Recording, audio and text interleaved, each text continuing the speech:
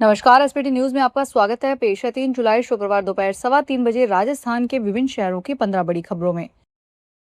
Delhi police की ओर से expiry date में हेराफेरी और एक्सपायर हो चुके अंतर्राष्ट्रीय खाद्य उत्पादों की रीपैकेजिंग में शामिल एक बड़े रैकेट का भंडाफोड़ किया है। पुलिस के मुताबिक 20 लाख रुपए से अधिक मूल्य की वस्तुएं बरामद की गई। दिल्ली पुलिस ने एक बड़े संगठित रैकेट का भंडाफोड़ किया जो एक्सपायर्ड अंतर्राष्ट्रीय ब्रांडेड खाद्य उत्पादों, मैन्युफैक्चरिंग और एक्सपायर डेट में हेरफेर और एक्सपायर्ड वस्तुओं को बाजार में वास्तविक उत्पादों के रूप में बेचने के लिए दोबारा पैकेजिंग करने में शामिल था। पुलिस के मुताबिक एक्सपायर्ड खाद्य उत्पाद पूरे भारत और अंतर्राष्ट्रीय बाजार में खुले और ई-कॉमर्स प्लेटफॉर्म पर बेचे जाने की प्रक्रिया में थे। पवित्र अमरनाथ यात्रा शुरू होने के अवसर पर प्रधानमंत्री नरेंद्र मोदी ने देश भर के श्रद्धालुओं के नाम एक विशेष पत्र लिखकर उन्हें शुभकामनाएं दी। उन्होंने कहा कि बाबा बर्फानी के दर्शन हर शिव भक्त के लिए सौभाग्य का विषय है और यह यात्रा केवल धार्मिक आस्था का नहीं बल्कि भारत की संस्कृति की एकता का भी प्रतीक है। प्रधानमंत्री ने श्रद्धालुओं से सुरक्षित यात्रा करने, पर्यावरण की रक्षा करने और स्थानीय लोगों का सहयोग करने की अपील की। प्रधानमंत्री मोदी ने श्रद्धालुओं से 5 महत्वपूर्ण संकल्प रखने का आग्रह किया। उन्होंने यात्रा मार्ग पर स्वच्छता बनाए रखने और किसी भी तरह की गंदगी न फैलाने की अपील की। उन्होंने कहा कि सभी श्रद्धालु प्रशासन और सुरक्षा एजेंसियों के दिशा निर्देशों का पूरी निष्ठा से पालन करें तथा बारिश, ठंड और कठिन मौसम को देखते हुए पूरी सावधानी बरतें। लेट आया मानसून राजस्थान में जमकर बरस रहा। राजधानी जयपुर सहित कई जिलों में बारिश का दौर आज भी जारी है। चित्तौड़गढ़ जिले के निम्बाहेड़ा और कपासन में भारी बारिश से हालात बिगड़ गए हैं। बांसवाड़ा शहर में शुक्रवार सुबह हुई मूसलाधार बारिश के बाद कई इलाकों में पानी भर गया। चित्तौड़गढ़ की कपासन और निम्बाहेड़ा तहसील में रात भर हुई बारिश के कारण कई रास्ते जाम हो गए। गाड़ियां फंसने से लोग परेशान हो रहे हैं।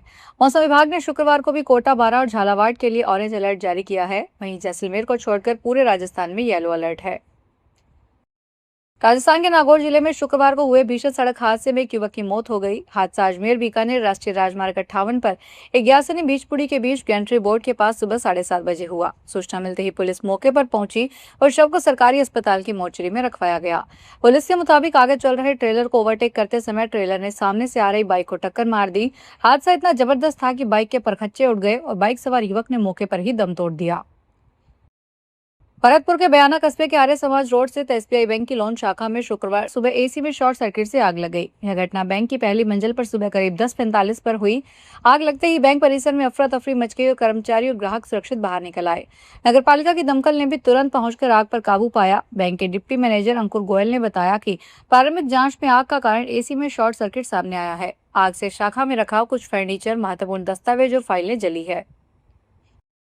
प्रधानमंत्री नरेंद्र मोदी अगले सप्ताह न्यूजीलैंड की अपनी आधिकारिक यात्रा करेंगे। इस पर न्यूजीलैंड के प्रधानमंत्री क्रिस्टोफर लक्सन ने खुशी जताई है और कहा कि न्यूजीलैंड की आर्थिक समृद्धि के लिए भारत बहुत महत्वपूर्ण देश है। न्यूजीलैंड के प्रधानमंत्री क्रिस्टोफर लक्सन ने आज शुक्रवार सुबह सोशल मीडिया पर पोस्ट किया, मुझे यह बताते हुए खुशी हो रही है कि भारत के प्रधानमंत्री नरेंद्र मोदी अगले हफ्ते न्यूजीलैंड की अपनी पहली आधिकारिक यात्रा पर आएंगे। दोनों देशों के बीच संबंधों का महत्व का जिक्र करते हुए पीएम क्रिस्टोफर ने कहा, भारत दुनिया के सबसे बड़ी और तेजी से बढ़ती अर्थव्यवस्था में से एक है और न्यूजीलैंड की आर्थिक समृद्धि के लिए एक बहुत महत्वपूर्ण देश है। राजस्थान के बीकानेर में साइबर थाना पुलिस ने साइबर ठगी से जुड़े एक अंतर्राज्यीय गिरोह का पर्दाफाश किया। पुलिस के अनुसार गिरोह साइबर अपराध से प्राप्त रकम को गोल्ड लोन खातों के माध्यम से वैध बैंकिंग लेन देन का रूप देने का प्रयास कर रहा था। मामले में बज्जू क्षेत्र के मिचड़िया गांव निवासी 35 वर्षीय सुनील जैनी को गिरफ्तार किया गया। उसके कब्जे से एक स्विफ्ट कार और 3 महंगे मोबाइल फोन भी बरामद किए गए हैं। एसपी ने बताया कि सामान्य बैंक खातों में संदिग्ध लेन देन मिलने पर उन्हें फ्रीज या लियन किया जाता है, लेकिन गोल्ड लोन कंपनियों के कुछ विशेष खातों में तत्काल ऐसी कार्रवाई संभव नहीं होती। गिरोह इसी तकनीकी व्यवस्था का फायदा उठाकर साइबर ठगी की रकम को जांच एजेंसियों की निगरानी से बचाने की कोशिश करता था। जयपुर से दुबई ट्रैवल करने वाले पैसेंजर्स के लिए राहत भरी खबर है। लगभग 4 महीने से प्रभावित दुबई एयर कनेक्टिविटी अब फिर से मजबूत होते जा रही है। 20 जुलाई से स्पाइसजेट जयपुर और दुबई के बीच अपनी नियमित सीधी फ्लाइट शुरू करेगी। इसके साथ ही जयपुर से दुबई के लिए एक और डेली फ्लाइट का विकल्प उपलब्ध हो जाएगा, जिससे पर्यटन, व्यापार और प्रवासी भारतीयों को बड़ी सुविधा मिलेगी। एयरलाइन की ओर से दुबई फ्लाइट का संचालन रोजाना किया जाएगा। इससे जयपुर से दुबई जाने वाले पैसेंजर्स को ज्यादा विकल्प मिलेंगे और दोनों शहरों के बीच ट्रैवल पहले के मुकाबला ज्यादा सुविधाजनक हो जाएगा। अजमेर के केसरगंज बाजार में देर रात चोरों ने पुलिस गश्त को धता बताते हुए एक साथ 3 दुकानों में चोरी कर ली।